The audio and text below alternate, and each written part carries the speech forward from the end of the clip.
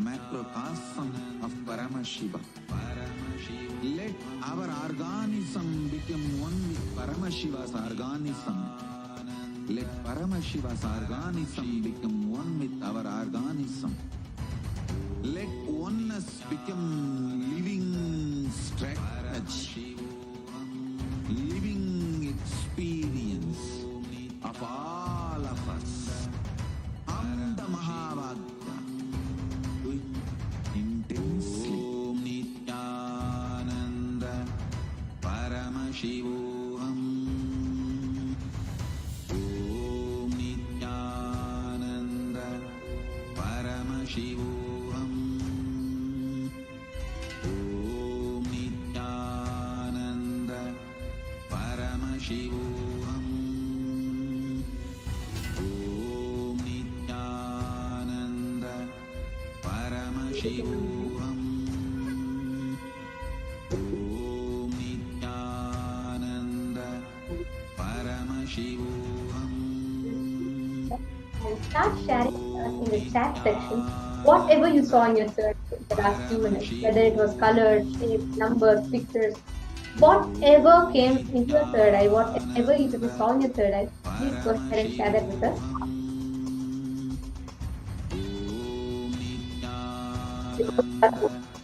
Paramashivoham. Om Nithyananda Paramashivoham. Whatever, whether it is shapes, or you saw some object, or you got some visualization, whatever you were able to see, start typing it in the comment section. Colors, or you got some memory of something, start typing everything. Now, in just a few more minutes, we are going to be seeing what the answer is. So please go ahead, whatever you saw, do not hesitate. Whatever your third eye revealed to you, please go ahead and feel free to share it.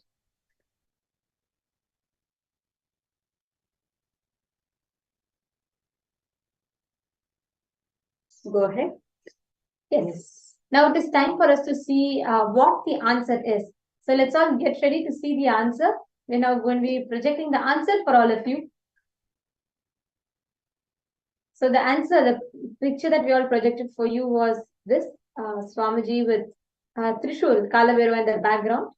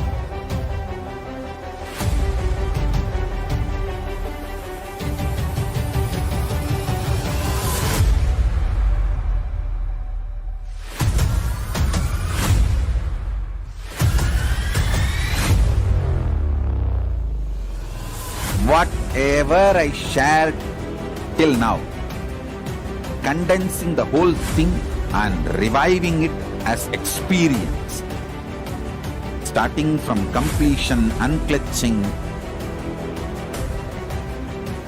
power manifestation, the states of consciousness, and the planes, multiple planes, everything.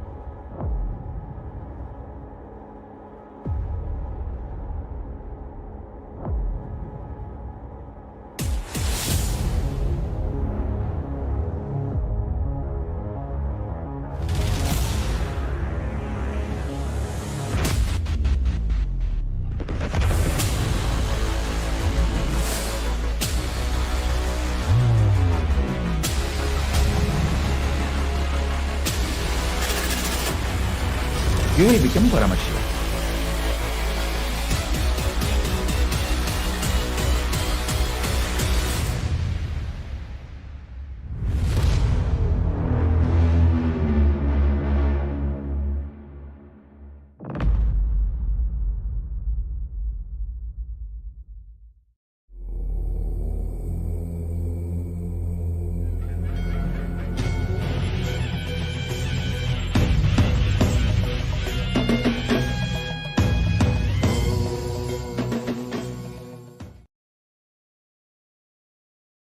The Indian mass media cult.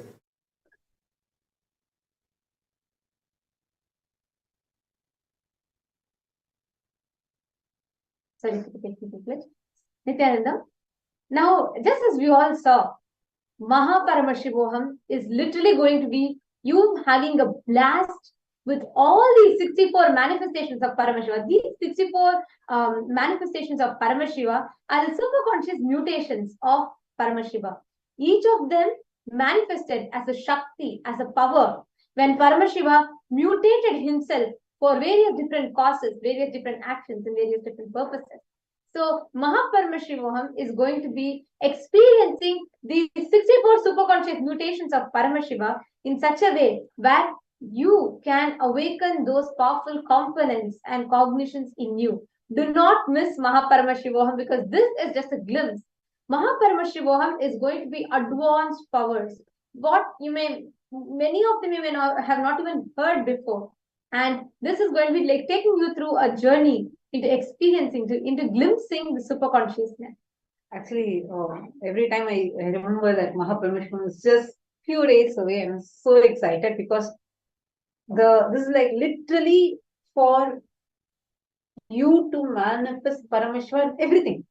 The state, space, powers, being, and super consciousness. Every level manifesting Paramashiva. Because the way how Swamiji has designed the whole thing, right?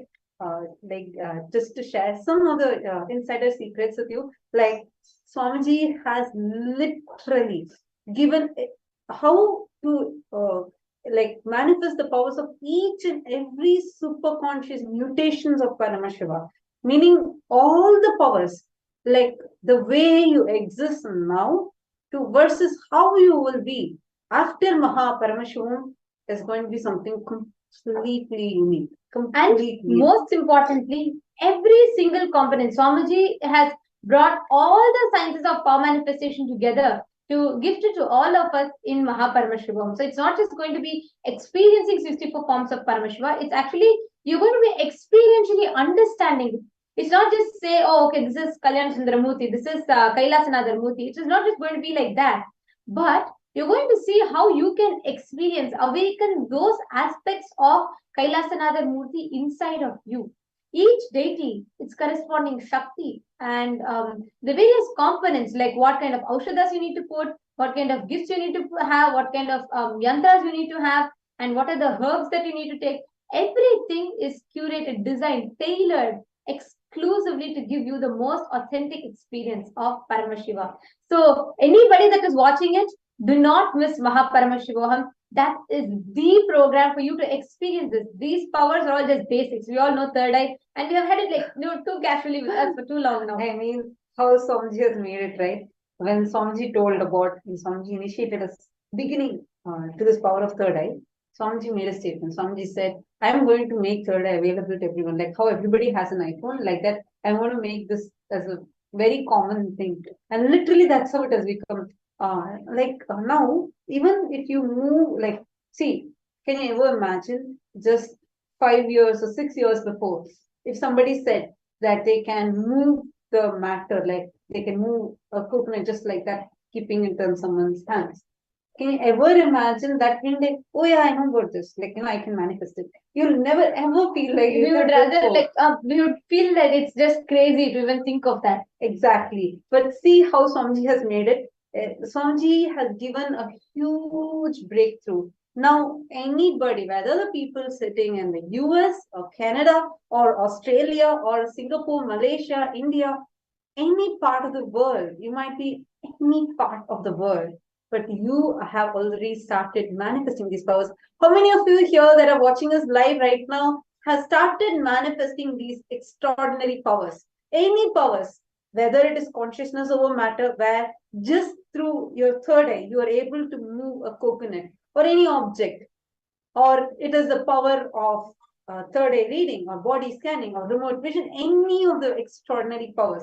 How many of you are here who are tuned in right now have manifested these powers? Even once, if you have manifested, if you've tasted these powers, do share it in the comments now. Great. So now, what is the next power? The next round we're going to be. So the next power that we're all going to be manifesting is, see, now we all saw what the first round, the power of third eye, is what we can see, what normally people can see with their eyes open. We are going to be seeing with our eyes closed. That's what we did in the first round. In the next Shakti, what people cannot even see with their eyes open, you will be able to see with their eyes closed. Means you're going to be able to see through people. You're going to be able to see through the bodies, like scanning the bodies of people. So for this round, you will definitely need to have a partner, like a friend or someone that you can manifest with. And best would be, we recommend that you sit with your close friends or family members who are with you, like a partner that you can pair up with and you can scan. So for the first round of this Shakti, we're all going to be manifesting the power of body scanning, where you're going to be scanning a person and identifying any diseases or any uncomfortability that they have in their body. So for this, we will be chanting the Shastra Pramana, the scriptural reference for the power of body scanning. So this is again from the Vijnana Bhairava Tantra. Paramashiva is revealing to us. So beautifully Paramashiva reveals in the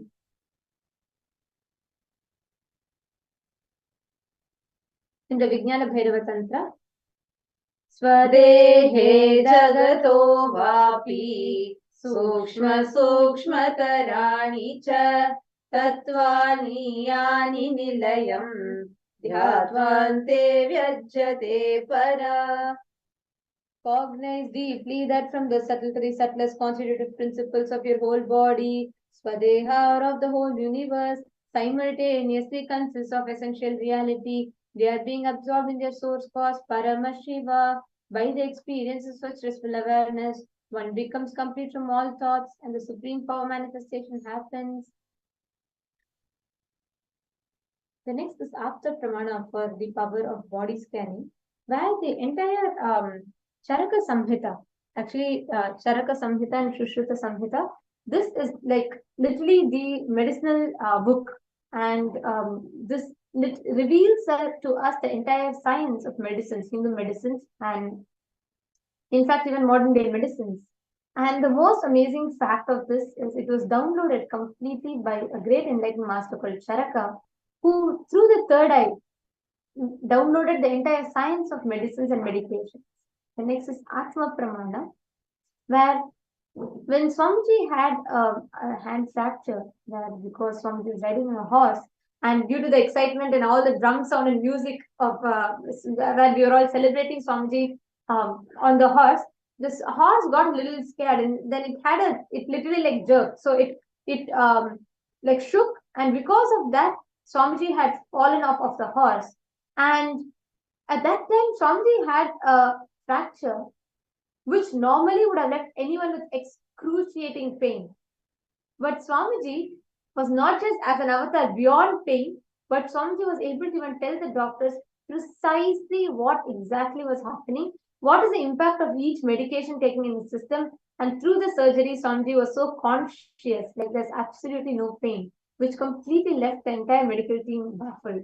Because not just it being able to go beyond pain, but Swamiji also was able to see what exactly was happening in the system. So this is a very beautiful manifestation of the Shakti of body scanning.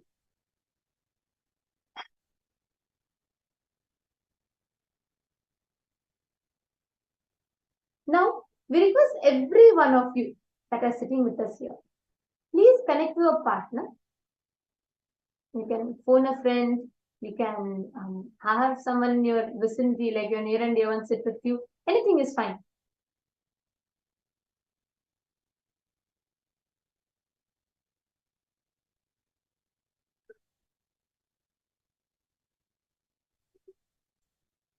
Visualize yourself as Paramashiva with 25 heads, 75 eyes, and 50 hands, chanting the Mahavakya. Contemplate. Remember that you are consciousness, not the body, not the limited human being that you think you are. And connect to your partner and scan them and see if there's any issue that you are seeing in the partner's body. And you can start writing it down or typing it down and sharing it with your partner.